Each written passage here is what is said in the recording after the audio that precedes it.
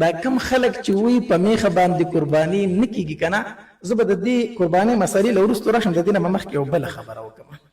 د هغې دلیل دا دی چې نبي علیه الصلاة والسلام د میخې قرباني نه ده کړې. دا دلیل دی، وی په میخه قرباني ځکه نه کیږي چې نبي علیه السلام د میخې قرباني نه ده کړې. زه لږ بل طرف نه راځم، زه هم د میخې غوښه خوړل جایز دی او که جایز نه دی، د میخې پی څکل جایز دی او که جایز نه دی. نو هغه رونه وایي څوک چې د میخې قرباني نه کیږي، وایي غوښه خوړل جایز دی او پی څکل هم جایز دی او قرباني جایز نه ده.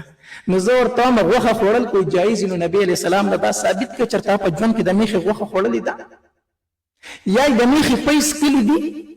د دې ثبوت نشته دی، د دې ثبوت نشته. نه هغه بیا د قرآن یو آیت موږ ته پیش کوي. الله تبارک وتعالی فرمایي احلت لکم بهیمة الانعام، ستاسو دپاره حلال کړی شوي بهیمة الانعام. نو دا میخه په بهیمة الانعام کې داخله ده. د دغې آیت نه هغې څه نیسي؟ دلیل نیسي. نو موږ به وایو دکه بهیمة الانعام د قربانۍ دپاره هم راغلی دی. الله تبارک وتعالی سوره حج کې فرمایي چې ولکل امة جعلنا منسکا، د هر امت دپاره موږ قرباني ګرځولې ده. او بیا وروستو الله تبارک وتعالی د قربانۍ هغه ساري ذکر کړي چې په کومو سارو قرباني کیږي. نو فذکروا اسم الله علی ما رزقهم من بهیمة الانعام. مخکې وی تاسو لپاره بهیمة الانعام حلال کړی شوي دي، وروستو وی قرباني وکړئ د بهیمة الانعام.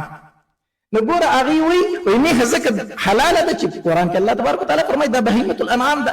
نو موږ په قربانۍ کې هم الله تبارک وتعالی فرمایي چې دا بهیمة الانعام ده.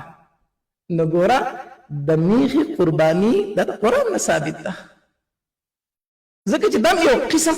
بله خبره دا ده څلور واړه مذهبونه، څلور واړه مذاهب، امام ابو حنیفه رحمه الله، امام مالک رحمه الله، امام شافعي رحمه الله، امام احمد بن حنبل رحمه الله، په تمامو مذاهبو کې د میخې قرباني جایز ده. بله وتنظیم زه به یو بله خبره وکړم، د دې اهل لغت له اعتبار وي. ټیک شو؟ دا میخه چې ده که نه د ته چې څومره د لغاتو د عربۍ کتابونه وګوري، د لغاتو کتابونه چې د عربۍ وګوري که نه، هغې ټولو دا لیکلي دي چې الجاموس نوع من البقر. وی دا میخ د میخې ته په عربۍ کې جاموس ویلی شي. وی الجاموس نوع من البقر، دا میخه چې ده دا د غوا یو قسم دی. ګوره تمام د عربۍ کتابونو دا ویلي د لغاتو، هغې وی دا میخه د غواګانو یو قسم دی. اوس دا خبره چې نبي علیه الصلاة والسلام ولې د میخې قرباني نه ده کړې. نو په مکه مکرمه کې په مدینه منوره کې میخه ونه نه. حسن بصري رحمه الله فرمایي وی دا میخه چې دا د غوا یو قسم دی.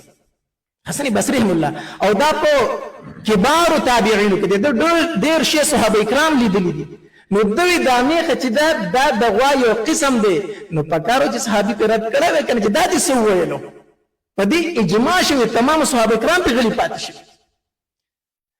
بل او هغه خیر القرون و. نبی علیه الصلاة والسلام فرمایي زما زمانه غوره ده، د تابعینو زمانه غوره ده، د تبع تابعینو زمانه غوره ده. حسن بصري په تابعینو کې دغه صحابه کرام لیدلي دي، هغه وایي دا میخه چې دا یو قسم د غوا دی. د میخې قرباني جائز ده بغیر څه د کراهت نه. په دې باندې د څلورو وړو مذاهبو اتفاق دی، په دې باندې اجماع د امت ده، د امت اجماع په دې رانقل شوې ده.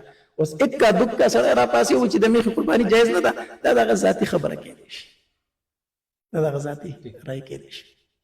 امید د رب نه دا ده چې دا مشکل به څه ناڅه حل شوي.